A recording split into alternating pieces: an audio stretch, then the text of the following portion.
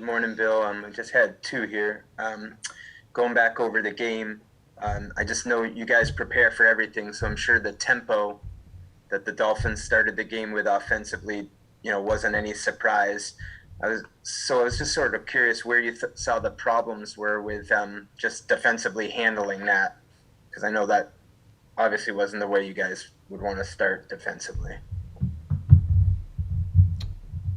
Yeah, I don't think that was as big a problem as just the way the plays were played. And then after the game, Damian Harris said he was accountable for his fumble when he was speaking with us, and he said he was ready to move on. I know for coaches, sometimes there's a process of holding players accountable by reducing playing time. How do you approach a situation like that with Damian moving forward? Well, there's a lot of things all of us could have done better in the game, so I think we all need to improve on the areas that we're responsible for and do a better job next week. Next question, Chris Ryan, followed by Henry McKinnon. Good morning, Bill. How are you? Good.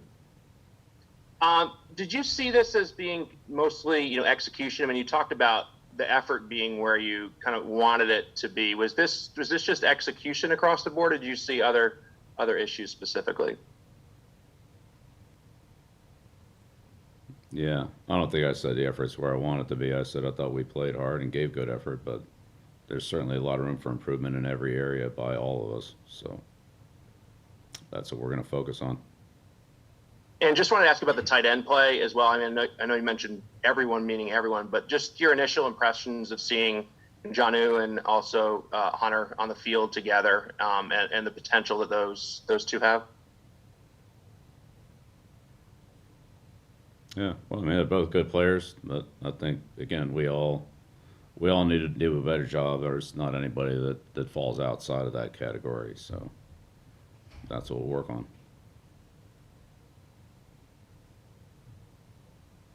Next question, Henry McKinnon, followed by Mike Reese. Morning, Bill.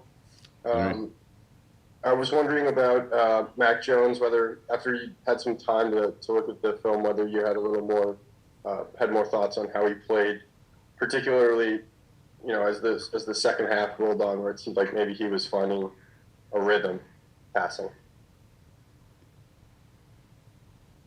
Yeah, I mean, I keep, I don't want to keep being redundant here, but it's all really the same.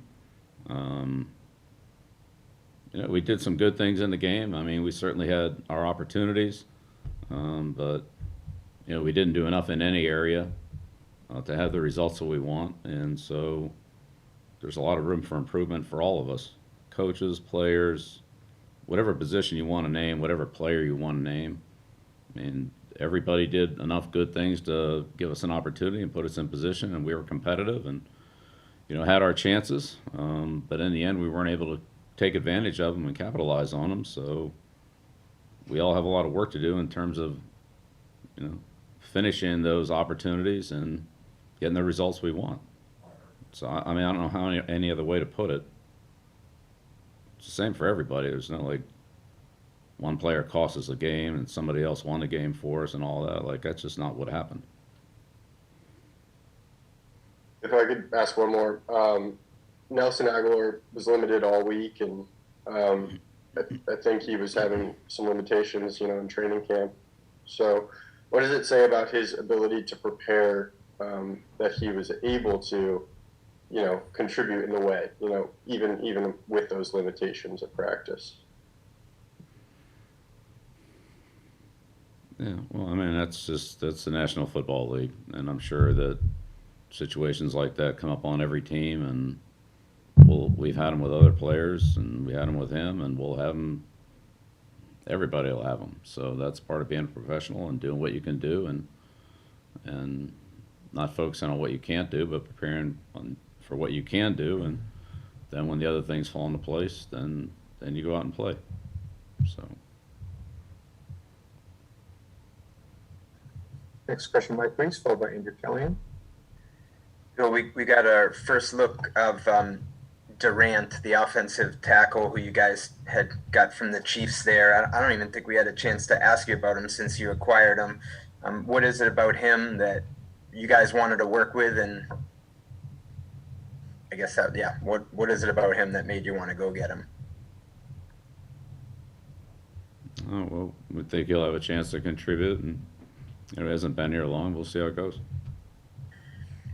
And just sort of along those lines, with him getting in the game late there, I was curious, like on something like that, you had a couple options when you lose Trent after the first series. Is it you could like Mike has played out there, and you get Ted, but if you don't practice that way during the week, is that something like what is the consideration? I guess is what I'm asking with how you juggle it, and how much is that contingent on how you practice leading up to the week when you're juggling things around like that? All right, well, of course, ultimately, we want to do what's best for the team, and so whatever all the considerations are, we take those into account and try to make the decision we feel like is best for the team. So there are multiple considerations, but in the end, the decisions we make are the ones we feel that are best. Next question, Andrew Callahan, followed by Mark Daniels.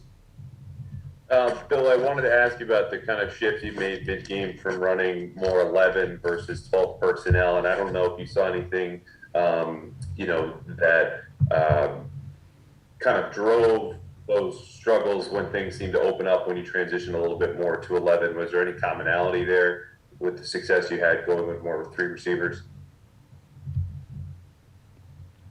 Yeah, we used multiple groups in the game, and I mean, honestly, we were able to move the ball and with a number of different types of plays and people in the game.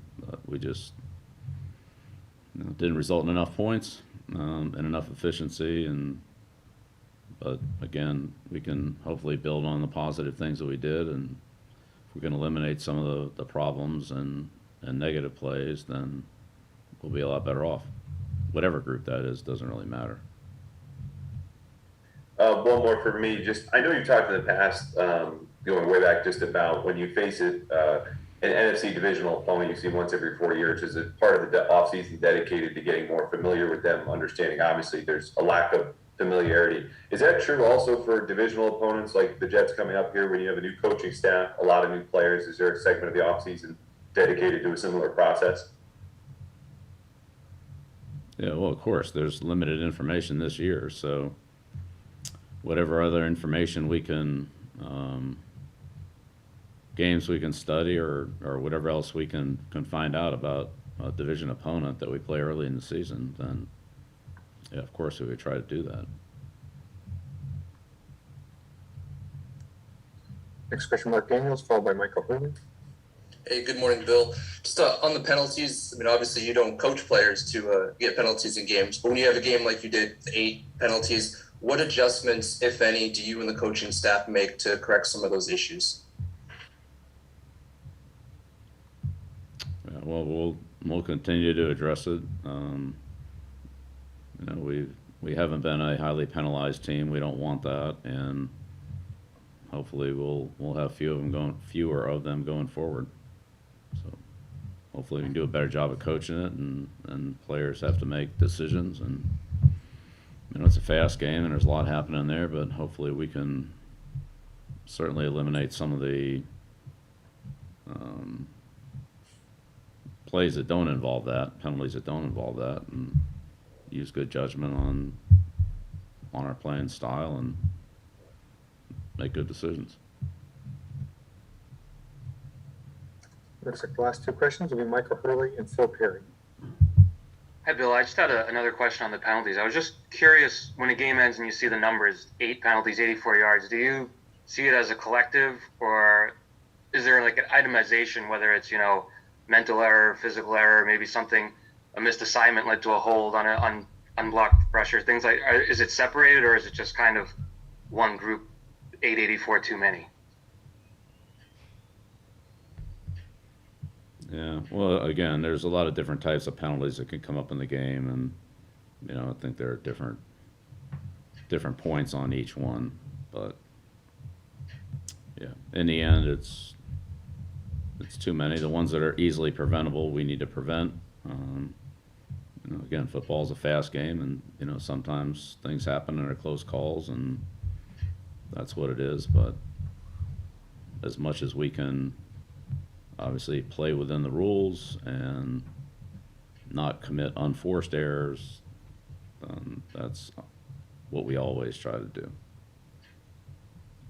I didn't see a lot of penalties that were caused by mental errors out there, but whatever the cause is, we've got to try to commit fewer of them. And last question, Phil here. Hey, Bill, I'm wondering if you learned anything about Mac from a toughness standpoint yesterday. Obviously, he's not getting hit in practice. The opportunities for him to get hit in preseason aren't that extensive. So did you learn anything about him and how he handles getting hit, picking himself up, and continuing to play yesterday? Yeah, well, you know, he's playing in preseason games and practice and so forth, so, yeah. I mean, that's part of football. If you play that position, play any position, that's part of football.